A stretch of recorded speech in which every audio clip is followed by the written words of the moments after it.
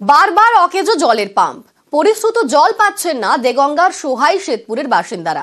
নিম্নমানের সামগ্রী দিয়ে প্রকল্পের কাজ করেছেন ঠিকাদার, পরিশ্রুত জল না পেয়ে অভিযোগ স্থানীয়দের একাংশের।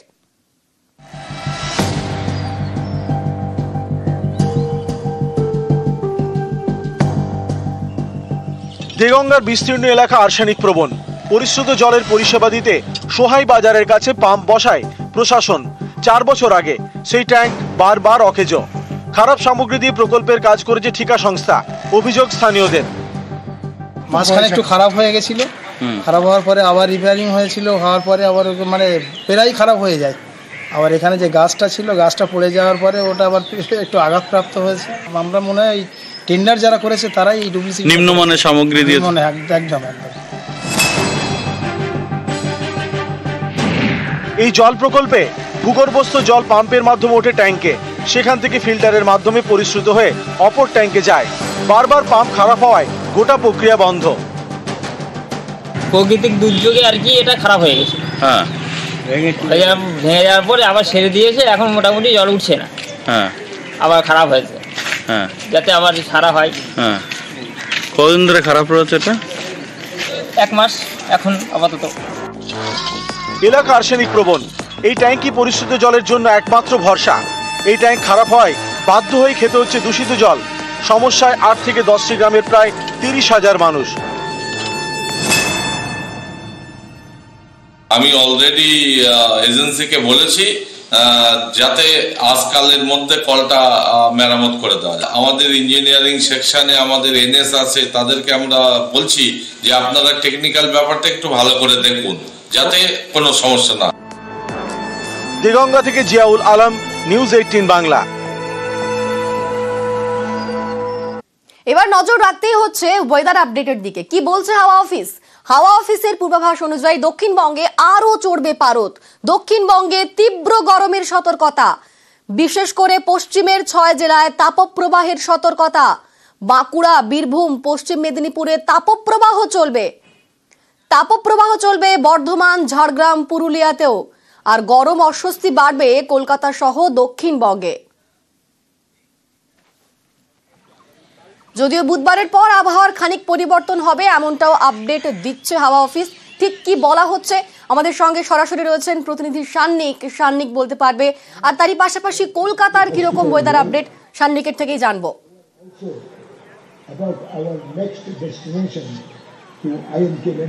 অনিন্দিতা, এখনো পর্যন্ত আলিপুর হাওয়া অফিসের তরফে গত 5 দিন ধরেই যে পূর্বাভাস দেওয়া হচ্ছিল সেই মতোই আজকে থেকে কিন্তু একেবারে দক্ষিণবঙ্গ জুড়েই হট ডে পরিস্থিতি বলা যেতে পারে। অর্থাৎ আজকে প্রায় 40-এর কাছাকাছি পৌঁছে যাবে পশ্চিমের জেলাগুলোর তাপমাত্রা, এবং মার্চ মাসে এই রকম তাপমাত্রা এর আগে 2021 সালে এ রাজ্যে দেখা গিয়েছিল, যখন পশ্চিমের জেলাগুলোতেই 40-এর কোটা পেরিয়ে গিয়েছিল তাপমাত্রা। এই তাপপ্রবাহের সতর্কতা ইতিমধ্যেই দেওয়া হয়েছে। পশ্চিমের সবকটি জেলাতেই তাপপ্রবাহের সতর্কতা রয়েছে।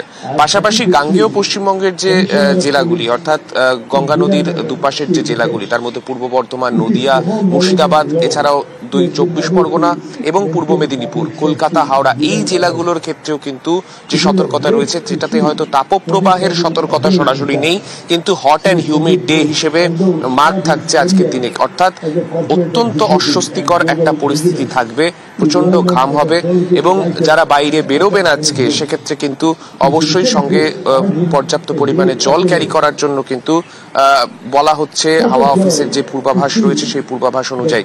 এই গোটা বিষয়ের ক্ষেত্রে কিন্তু এখনো পর্যন্ত যেটা কিছুটা হলেও স্বস্তির একটা বার্তা, যে এই পরিস্থিতি কদিন চলবে এই প্রশ্নের উত্তরে হাওয়া অফিস যেটা জানাচ্ছে, পরের সপ্তাহে বুধ বৃহস্পতিবার থেকে কিছুটা হয়তো আবহাওয়ার পরিবর্তন হওয়ার একটা সম্ভাবনা রয়েছে।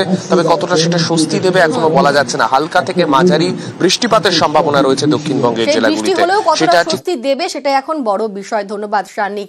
আর কলকাতার পাশাপাশি আমরা এবার জেলার আপডেটের দিকে নজর রাখবো। দক্ষিণবঙ্গে তো গরমের দাপট রয়েছে। মার্চের শুরু থেকেই দক্ষিণবঙ্গে একেবারে চরম গরম পড়েছে। পশ্চিমের জেলা, বিশেষ করে পশ্চিমের জেলা, সেখানে তাপপ্রবাহ সতর্কতা। আপনারা দেখছেন দুটো ছবি, একদিকে ডেবরা, অপরদিকে ঝাড়গ্রাম। 2 জায়গাতেই মার্চের শুরুতেই গরমে হাঁসফাঁস অবস্থা।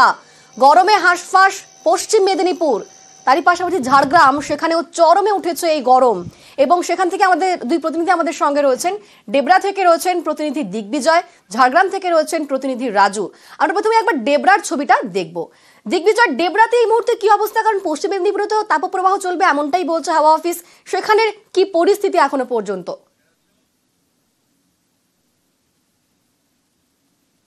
দেখো, সকাল থেকে কিছুটা হলেও মেঘলা আকাশ ছিল, প্রায় 9টা পর্যন্ত মেঘলা আকাশ ছিল, সূর্যের দেখা মিলেনি। কিন্তু তারপর থেকেই সূর্যের দেখা মিলেছে এবং তাপমাত্রা ধীরে ধীরে বাড়তে শুরু করেছে।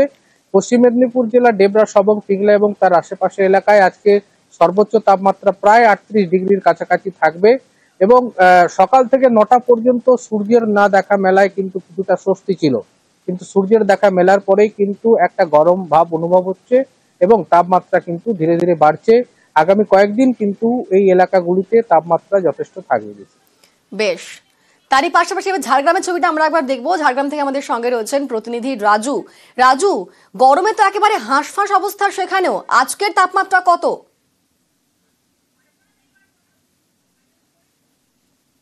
দেখো, প্রথমত বলে রাখি, গতকাল যে তাপমাত্রা ছিল তার থেকে 1 ডিগ্রি তাপমাত্রা আরো বেড়েছে, কারণ আজ সর্বোচ্চ তাপমাত্রা 42 ডিগ্রি জেলায়।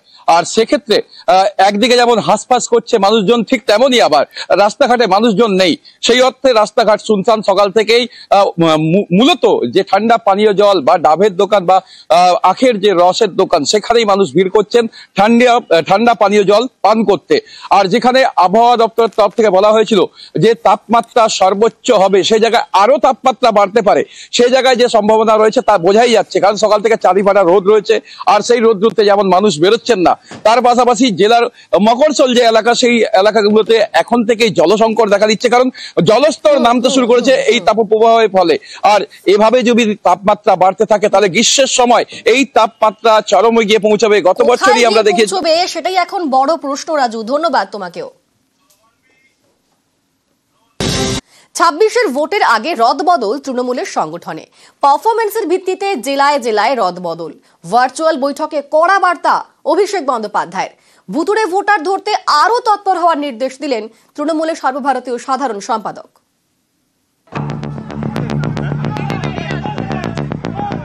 পাখির চোখ 26-এর বিধানসভা ভোট, তার আগে শনিবার ভার্চুয়াল বৈঠকে অভিষেক বন্দ্যোপাধ্যায়। বিধানসভা ভোটের আগে সাংগঠনিক রদবদলের বার্তা দিলেন তৃণমূলের সর্বভারতীয় সাধারণ সম্পাদক। এদিন বৈঠকে অভিষেক বলেন, 24-এর ভোটে যেসব বিধানসভা কেন্দ্রের 70% বুথে তৃণমূল পিছিয়ে, সেখানকার বুথ এবং অঞ্চল সভাপতি বদল করা হবে। আগে জেলা স্তরে বদল হবে, তারপরে বাকি বদল হবে। পারফরমেন্সের ভিত্তিতেই সংগঠনে রদবদল হবে। 26-এ ভোটের আগে তৃণমূলের আতস কাছে 24-এর অঙ্ক। লোকসভা ভোটের ফল পর্যালোচনা করে কোমর বেঁধে ময়দানে নামার পরামর্শ দিয়েছেন অভিষেক। এদিন ভার্চুয়াল বৈঠকে তিনি বলেন, 21 এবং 24-এর ভোটে তৃণমূল হেরেছে এমন বুথে বেশি করে নজর দিতে হবে। যে বুথে তৃণমূল 50 ভোটে পিছিয়ে বা হারের ব্যবধান বেশি, সেই বুথ চিহ্নিত করতে হবে। বিপুল সামাজিক পরিষেবা পাওয়ার পরেও হারার কারণ কি, সেই কারণ খুঁজে ওই বুথের বাড়ি বাড়ি গিয়ে প্রচার করতে হবে। ভোটার তালিকায় কারচুপির ভুরি ভুরি অভিযোগ, এ নিয়ে আগেই সরব হন তৃণমূল নেত্রী মমতা বন্দ্যোপাধ্যায়। এরপরেই বাড়ি বাড়ি গিয়ে ভোটার তালিকা যাচাই তৃণমূলের নেতাকর্মীরা। এবার তা নিয়েই কড়া বার্তা দিলেন অভিষেক বন্দ্যোপাধ্যায়। 5 দিনের মধ্যে ভোটার লিস্ট যাচাইয়ের জন্য কমিটি তৈরি করবেন জেলা সভাপতিরা। জেলা সভাপতি ও চেয়ারম্যান, পঞ্চায়েত সমিতির সভাপতি, সহসভাপতি, জেলা পরিষদ সভাধিপতি, কর্মাধ্যক্ষ, কাউন্সিলর, পুরপ্রধানদের নিয়ে তৈরি হবে কমিটি। জেলা স্তরের পাশাপাশি ব্লক এবং টাউনেও কমিটি তৈরি হবে। 21 থেকে 27 মার্চের মধ্যে ব্লক এবং টাউন কমিটি তৈরি করতে হবে। ভুয়ো ভোটার মনে হলে সঙ্গে সঙ্গে আলোচনা করে পদক্ষেপ নিতে হবে, নাম বাদ দিতে হবে। কমিটির সদস্যরা সারা বছর ভোটার তালিকা যাচাইয়ের কাজ করবেন। সারা বছর ভোটের কাজ করার জন্য ব্লক ইলেকটোরাল রোল সুপারভাইজার তৈরি করা হবে। ব্লক, অঞ্চল, ওয়ার্ডে ইলেকটোরাল রোলের কাজ হবে। এটা প্রশাসনিক পদ নয়, দলের পদ। গত মাস থেকে ভোটার তালিকায় বাড়তি নজর দিয়েছে তৃণমূল। তাদের অভিযোগ, ভোটার তালিকায় কারচুপি করে মহারাষ্ট্র এবং দিল্লি বিধানসভা ভোটে জিতেছে বিজেপি। সেই প্রসঙ্গ টেনে এদিন অভিষেক বলেন, অরবিন্দ কেজরিওয়াল 4000 ভোটে হেরেছেন। তার বিধানসভা কেন্দ্রে 35,000 ভোটারের নাম বাদ গেছিল। বিষয়টি ভোটের পরে আম আদমি পার্টির নজরে আসে। তৃণমূল সেই কারচুপি ধরে ফেলেছে। বাংলায় 25 লক্ষ ভোটারের নাম বাদ দিয়ে নতুন 25 লক্ষ নাম যোগ করার ছক কষেছে বিজেপি। ভারতের গণতন্ত্র অবরুদ্ধ, নির্বাচন কমিশনের সঙ্গে যোগসাজশে বাংলার ভোটারদের ভোটাধিকার থেকে বঞ্চিত করার ষড়যন্ত্র করেছে বিজেপি। আমরা এই পরিকল্পনা সফল হতে দেব না। বাংলা লড়বে, বাংলা জিতবে। জনপ্রতিনিধিদেরকে আরো একবার সাধারণ মানুষের কাছে গিয়ে মানুষের চাহিদা বুঝে নিয়ে জনসংযোগ করার উপায় বা ঠিক কি কাজ করতে হবে সেই বার্তাই সাংগঠনিক বৈঠকে দিয়ে রাখলেন অভিষেক বন্দ্যোপাধ্যায়। ক্যামেরা সুব্রত জানার সাথে আবির ঘোষাল, নিউজ 18 বাংলা, কলকাতা। 26-এর যুদ্ধে পারফরমেন্সে জোর, বিধানসভা ভোটের আগে সংগঠনের রদবদল, আসন ধরে নেতাদের পারফরমেন্স যাচাই, খারাপ ফলে বুথ অঞ্চল সভাপতি বদল, জেলা স্তর থেকে শুরু হবে রদবদল, দলের নেতাদের বৈঠকে বার্তা অভিষেকের।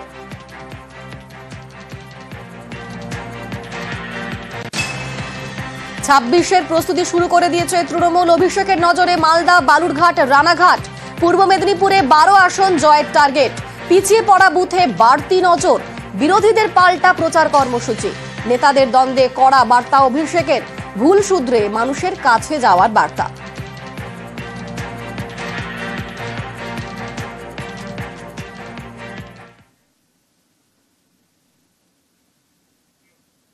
বসিরহাটে বিজেপির গোষ্ঠী কোন্দল, নতুন জেলা সভাপতির নাম ঘোষণার পরেই ফের কোন্দল। কাছারিপাড়ায় অবস্থান বিক্ষোভ বিজেপিরই একাংশের, দলের নেতার দাবি 26-এ 26 আসন পাবে না বিজেপি। জেলা সভাপতি নির্বাচনে বেনিয়মের অভিযোগ দলেরই নেতার, বেশিরও নেতার দাবিতে গুরুত্ব দিতে নারাজ বিজেপির জেলা সভাপতি।